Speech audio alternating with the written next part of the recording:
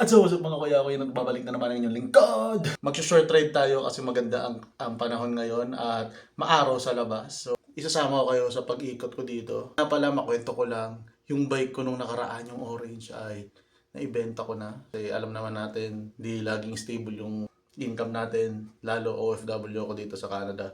Ngayon, may gamit akong bagong bike. Hindi ibig sabihin mapera ako ha. May gamit akong bagong bike. Tapos very timing. Mamaya kwento ko sa inyo. So ayun, napakaganda ng kwento ng bike na to. Kaya itong bike na to, for keep na to, sana hindi tayo magipit ulit para hindi na natin i-let go.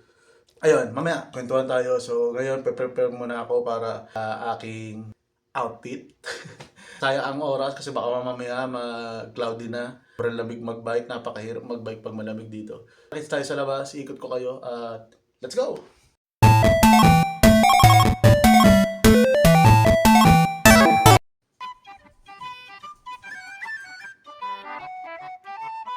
At so ayan, nakagayak na tayo. Outfit check. Outfit check. So ayan, gayak na tayo at ready na tayo mag-bike. So sama kayo sa akin.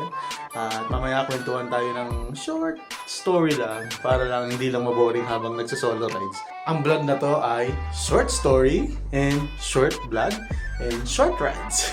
Lahat short.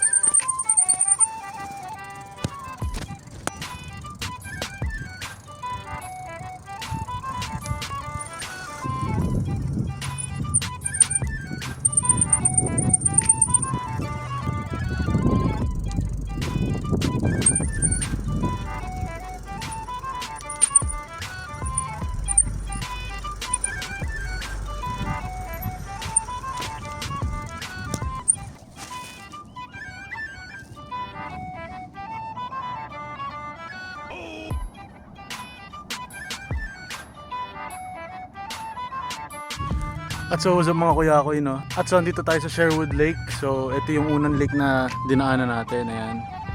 Sherwood Lake yan. So andala ko yung gravel ko. Yung destination natin sa may Sage Hill Lake. So ang ganda ng panahon ngayon. Ayan. Tarik na tarik yung araw. So sarap magbike.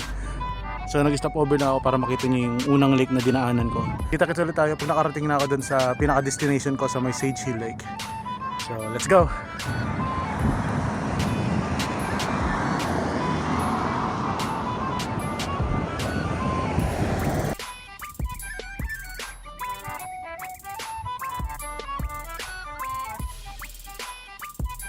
At so what's up, andito na tayo sa Sage Hill Lake. Ayan.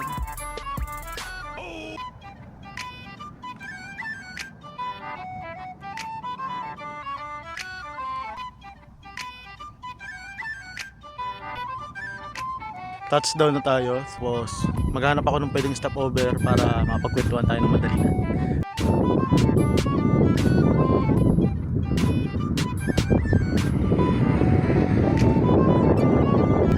Stop over tayo kasi may nakita akong isang pang lake pala dito na malapit sa may Sage Hill Lake. So yung Lake of Success. So subukan natin puntahan kasi minsan lang sumilip yung haring araw dito.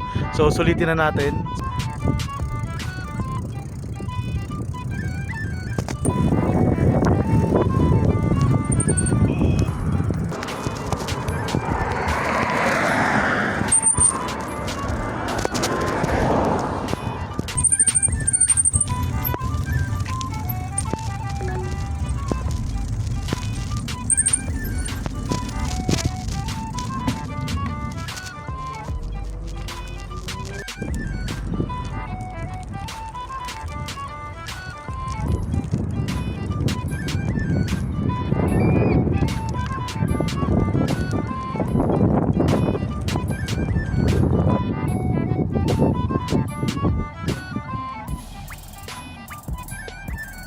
So mga kuya ko,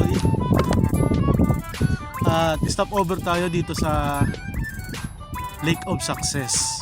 Nakita ko lang to sa Google Map. Ang target ko lang talaga ngayon is yung Sage Hill Lake. So nakita ko yung pangalan ng lake, Lake of Success. Ang gandang pakinggan eh. Malay mo, di ba? Maging success tayo dito sa Canada. Walang imposible, andito na tayo eh. At so ayun, kain lang tayo ng chocolate bar. Ito yung dala-dala kong bike. Hindi ko pa alam kung anong tatawag ko sa pangalan na to. So pwedeng maging si Graves. Hindi ko pa ma-decide kung anong name ng gravel bike ko. Natutuwa lang ako sa moment na ganito kasi dati pinapangarap ko lang yung Canada. Ngayon andito na ako. Chocolate bar. So ayun, makwento ko lang kasi baka nagtataka yung iba, may bago akong bike, baka isipin nyo mahal, isipin nyo mayaman na ako. So ang kwento nyan is, kung napansin nyo yung last na vlog ko, ang gamit ko MTB na 29ER, tapos kulay orange. Ang ganda ng bike na yun, nabili ko lang ng mura yon. Kasi second hand yun, kung may-ari ikot sa pagbabike, tapos na timingan ko sa marketplace sa Canada. Tapos ito naman mas mura kasi nang bilhin ko to may issue. Ito na, kuwento ko na kung paano napunta to sa aking bike na to. Nung nakaraan, bayaran na ng upa, tapos syempre nagbayad ako ng rent. Yung sahod ko nung nakaraan saktong sakto lang sa pambayad ng school ng anak ko. Kailangan ko ngayon mag grocery kasi ubos na yung stocks namin sa grocery. Di wala na akong option. Ang ginawa ko, pinost ko yung bike ko, yung kulay orange, yung gamit ko nung nakaraan. Kasi naisip ko, magsa-summer na dito. Kasi ngayon, spring na. So, ngayon lang sumikat yung araw. Tapos, ayun, naisip ko na pag pinost ko yung bike ko, yun ang pinaka-last option ko na magkapera. Kasi hindi pwedeng maghantay na lang ako ng himala eh. May utang pa ako dun sa kuya ko na nandito rin sa Canada. So nahiya na ako lumapit. Mga kamag-anak din tayo na nasa ibang bansa, nakakahiya din lumapit. Kahit sabi mong gipit na gipit ka na, siyempre nakakahiya kasi pare-pareho rin naman tayo gipit. Uy, ano ba? Hello!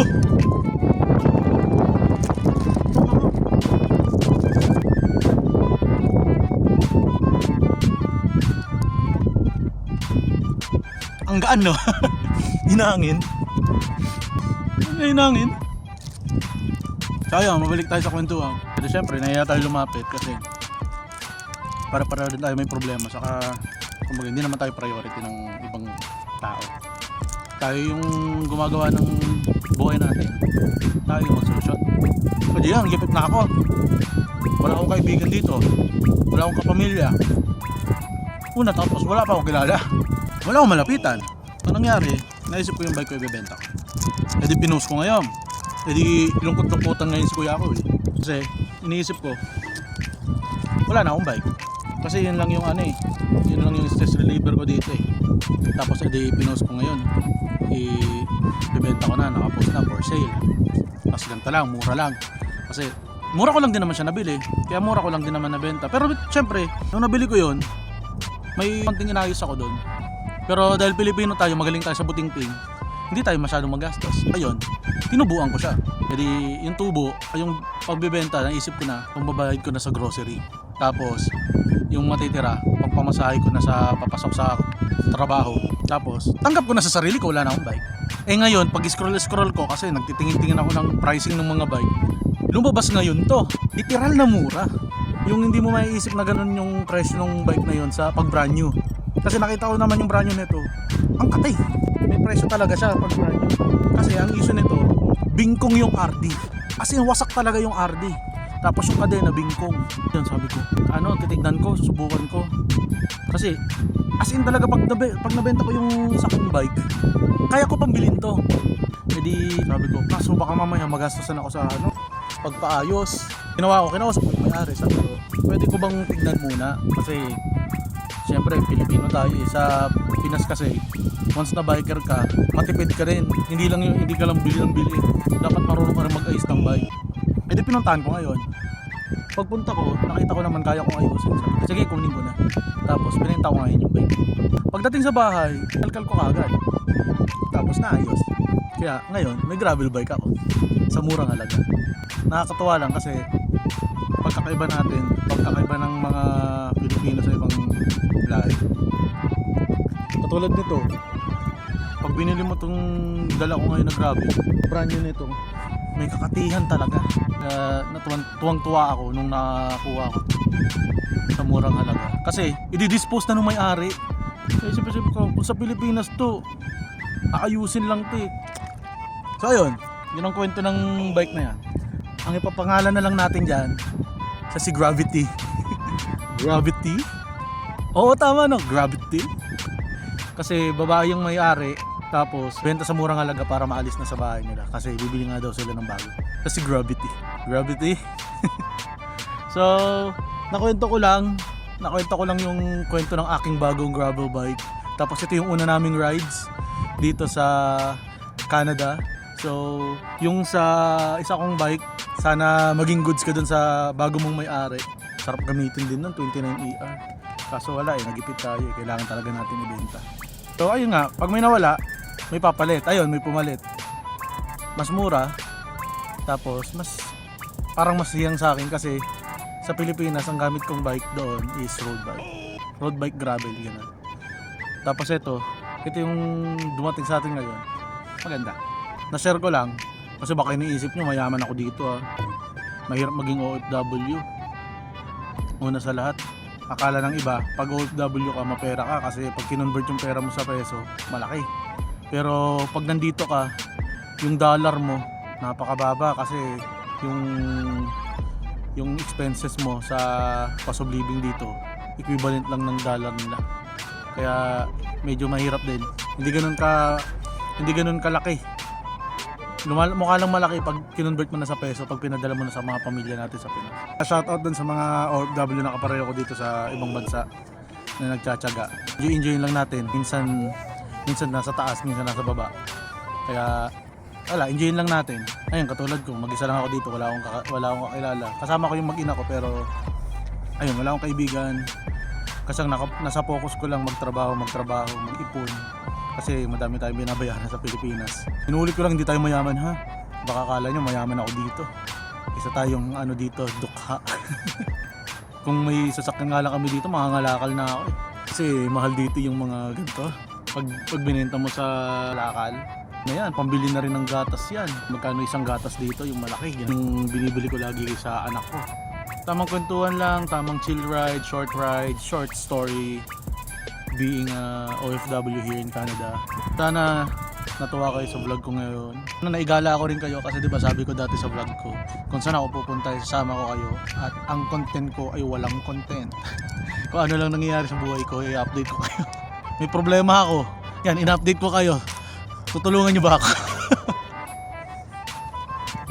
So, ayun, kita-kits ulit tayo sa mga susunod na vlog. At sana sa susunod na mga vlog ko ay maganda naman yung balita. So, ayun,